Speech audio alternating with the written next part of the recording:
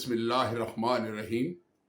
دوستو، میں ہوں امان اللہ خان، آپ کے پروگرام عکس کے ساتھ۔ آپ خیریت سے ہوں گے۔ گرمی کی شدت پاکستان کے ہر علاقے میں بڑھتی جا رہی ہے۔ لاہور میں بھی تقریباً 50 کے قریب گرمی پڑ رہی ہے، اور اس گرمی کی شدت سے سیاستدانوں میں بھی گرمی بڑھتی جا رہی ہے۔ اس گرمی سے ان کے صبر اور حوصلے جو ہیں وہ ٹوٹ چکے ہیں۔ کل قومی اسمبلی کے ایوان میں خواجہ آصف کی طرف سے جنرل ایوب خان اور دوسرے جرنیلوں کے بارے میں جو کچھ کہا گیا، ہونا تو یہ چاہیے کہ جو چلے گئے انہیں بخش دو۔ آنے والی اسمبلی اپنی نئی قانون سازی کرے اور پاکستان میں جمہوری عمل کو بڑھانے کے لیے سب جماعتوں کو، سب دوستوں کو اکٹھا کرے، صبر اور شکر کے پیمانے سامنے رکھ لیں۔ لیکن پچھلے 3 ماہ سے اسمبلی میں جو کچھ ہو رہا ہے، اس سے لگتا ہے کہ جمہوریت آگے نہیں بڑھ سکے گی۔ جیسے ہر بار کسی نہ کسی کو آ کے اس اسمبلی پہ شب خون مارنے کی اجازت دے دی جاتی ہے، اور اس ایوان کو، اس کے دروازے بند کر دیے جاتے ہیں۔ دیکھیں، یہ سب کچھ سیاستدانوں کے ہاتھ میں ہے۔ اب جو کچھ اس وقت قومی اسمبلی کے ایوان میں ہو رہا ہے کہ پی ٹی آئی کی قیادت، جو موجودہ قیادت ہے، اس نے یہ فیصلہ کر لیا ہے کہ موجودہ اس حکومت کو چلنے نہیں دینا۔ یہ نہیں چل سکے گی۔ یہ پاکستان میں اگر کوئی بھی اچھا کام کرنا چاہتی ہے تو اس کے راستے میں سب سے بڑی جو رکاوٹ ہوگی وہ تحریک انصاف ہوگی اور اس کے لوگ ہوں گے۔ لیکن اس سے کیا ہوگا؟ ہم تو بہت پیچھے جا چکے ہیں۔ پہلے عمران خان کی وجہ سے 4 سال 5 سال جو ہے وہ برباد ہو چکے ہیں، کچھ بھی نہیں ہو سکا۔ اگر اب بھی یہ صورتحال رہی تو مجھے لگتا ہے کہ یہ جو بجٹ جون کا آ رہا ہے نا، تو اس کا انتظار ہو رہا ہے اداروں کو۔ ہو سکتا ہے جو کردار اور عمل سیاستدانوں کا ہے، جو کر رہے ہیں اسمبلی میں گالی گلوچ اور جو گندی زبان استعمال ہو رہی ہے، کیا وہ اس ایوان کا تقدس ہے؟ اس میں یہ شریف لوگ ہیں کہ جو ایسی زبان استعمال کرتے ہیں؟ نہیں۔ دیکھیں، پاکستان کو چلنے دیں۔ خواجہ آصف نے جو کچھ بھی کیا، جو بھی ان کی تقریر میں جو الفاظ تھے، جن جرنیلوں کے نام لیے، تو ان کو وہی جواب ملا کہ آپ بھی ضیاء الحق کی پیداوار ہیں۔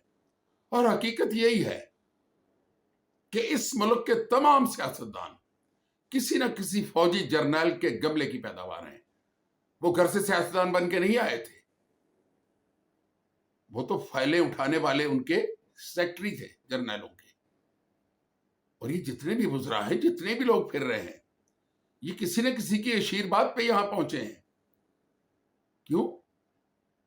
کہ ان کے پاس تو کوئی ایسی صحت مند قسم کی کوئی کارکردگی نظر نہیں آئی تھی۔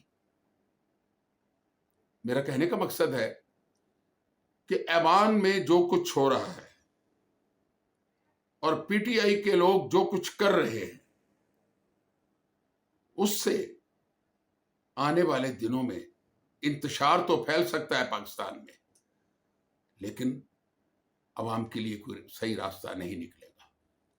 جیسے آج کی اطلاع تھی کہ پی ٹی آئی کے چیئرمین نے اپنے ورکروں کو، اپنے تمام لیڈروں کو حکم جاری کیا ہے کہ پاکستان میں مظاہرے کیے جائیں اس حکومت کے خلاف، اور اس حکومت کو چلنے نہیں دینا۔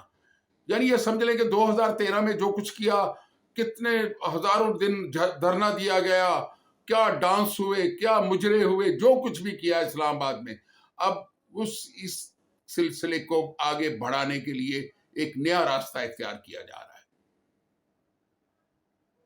اور اس سے کیا ہوگا؟ تحریک انصاف اسٹیبلشمنٹ پہ اور عدالتوں پہ اثر انداز ہونا چاہ رہی ہے۔ ان پہ اثر انداز ہو کے اپنی فیور کے فیصلے لیے جائیں گے، انہیں بلیک میل کیا جائے گا۔ جیسے افواج پاکستان کے بارے میں سوشل میڈیا میں جو کچھ تحریک انصاف کے لوگ کر رہے ہیں، اس سے وہ سمجھتے ہیں کہ افواج پاکستان پہ ایک پریشر آئے گا اور افواج پاکستان جھک جائے گی ان کے سامنے. نہیں، اب ایسا نہیں ہوگا، ایسا نہیں ہوگا. پاکستان کو چلنا ہے. دیکھیں، موجودہ حالات ہمارے سامنے، اس ملک کا ایک بجٹ آ رہا ہے جس کے لیے ہمارے پاس وسائل نہیں ہیں. وسائل تو بڑے بڑے لوگوں کے پاس ہیں نا، کوئی دبئی میں، کوئی لندن میں، کوئی کہیں اکٹھے کیے ہوئے ہیں.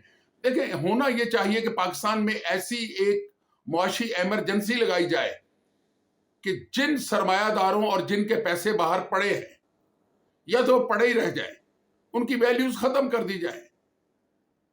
اگر انہوں نے پاکستان کے ساتھ محبت اور پیار ہے تو وہ پاکستان سے باہر جتنا بھی سرمایہ ان کے پاس پڑا ہوا ہے وہ اس کو پاکستان لے کے آئیں. پاکستان کے لیے، آنے والی نسل کے لیے، اس ملک کو بچانے کے لیے. یہ ملک ڈوب رہا ہے.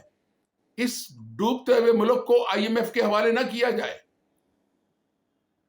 اربوں ڈالر پڑے ہوئے ہیں اس ملک کے لوگوں کے.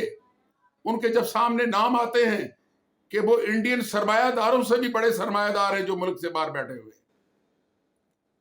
اس میں یہ نہیں ہوگا کہ فلاں PTI کا تھا، فلاں مسلم لیگ نون کا تھا، فلاں کس کا. نہیں، افواج پاکستان کے بڑوں کو چاہیے کہ پاکستان کو بچانے کے لیے ایک دفعہ ڈنڈا اٹھائیں، ملک میں ایمرجنسی لگائیں اور پیسہ باہر سے منگوایا جائے جو پاکستان کا پیسہ ہے، پاکستان کی عوام کا پیسہ ہے.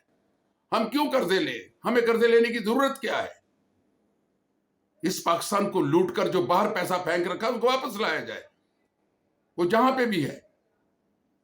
اگر ہمارے موجودہ جنرل صاحب نے کوئی ایسا کارنامہ انجام دے دیں تو آنے والی نسلیں بھی آپ کو دعائیں دیں گی اور فوج کا معیار بڑھ جائے گا. ان سے پیسے چھین لو، ان سرمایہ داروں سے، اور وہ پاکستان کے خزانے میں دو، پاکستان کی عوام کو دو. اصل کام اس وقت یہ ہے جنرل صاحب، یہ سیاستدان یہ اچھے لوگ نہیں ہیں. یہ فوج کو گالی دیتے ہیں، ان کو اپنا گریبان دیکھنا چاہیے کہ یہ تو خود فوج کے بلیک ڈورز اور ہر جگہ خود فائلیں لے کے کھڑے رہے اب تک. ان کی اوقات کیا تھی؟ کون تھے یہ لوگ؟ دیکھیں، اگر ہمارے موجودہ جرنیل جو سید زادے ہیں، بہت اچھے ہیں، ایک ایمرجنسی ان سیاستدانوں کے ذریعے نافذ کروا دیں کہ بھئی جس کا پیسہ باہر ہے وہ لے کے آئے پاکستان، اب دوسری بات نہیں ہو سکتی. اگر یہ کام ہو جائے تو ہم اس خطے کے بہت بڑے امیر ملکوں میں ہمارا نام آئے گا اور کرپشن کرنے والوں کو لٹکا دیا جائے اس ملک میں، کوئی بھی ہو. اور جن کی اوقات سے زیادہ جن کے پاس سرمایہ ہے کہ ایک افسر 20ویں گریڈ کا ہے اور اس کی پینشن بنتی ہے 1 کروڑ روپیہ، تو اس کے پاس 50 کروڑ کی پراپرٹیز ہے، تو اس کا حساب لیا جائے. یہ کہاں سے آئے؟ کیوں آئے؟ جنرل صاحب کو ایسا نظام لے آئیں، خدا کا واسطہ ہے. عوام آپ کو سجدے کریں گے، آپ کو دعائیں دیں گے. اس پاکستان کو بچا لیں. ان سیاستدانوں نے کچھ نہیں کرنا ہے. جو اسمبلی میں آج ہو رہا ہے یہی ہوگا، ہوتا آیا ہے اور ہوگا. یہ قوم آپ کی مرہون منت ہوگی، آپ کو دعائیں دے گی، اس ملک کے لیے کچھ کر جائیں. اسی کے ساتھ میں آپ سے اجازت چاہوں گا. خدا حافظ.